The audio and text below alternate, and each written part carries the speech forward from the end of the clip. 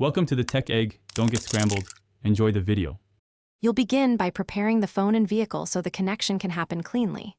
First, make sure your iPhone runs iOS 13 or later and is unlocked. CarPlay won't pair from the lock screen. Next, choose wired USB or wireless CarPlay. If wired, plug a certified Lightning cable into the Rogue's USB.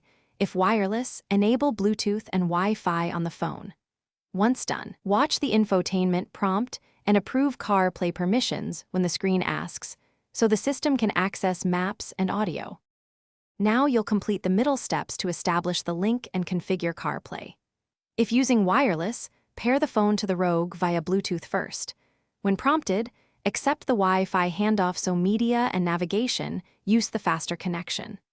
Then open iPhone Settings General CarPlay and choose your Nissan Rogue, arranging apps and granting any requested permissions. Make sure Siri is enabled. CarPlay relies on Siri for voice commands, so you can use navigation, calls, and messages safely while driving.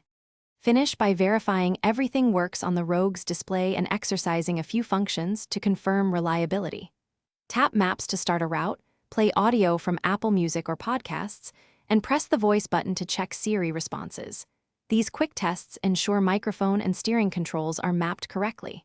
If CarPlay doesn't appear, try one key troubleshooting step. Restart your iPhone and the vehicle head unit. Then, if needed, forget the car in Bluetooth settings, swap to a known good Lightning cable, and re-attempt the pairing. Thanks for watching. Consider subscribing if I helped unscramble your problems.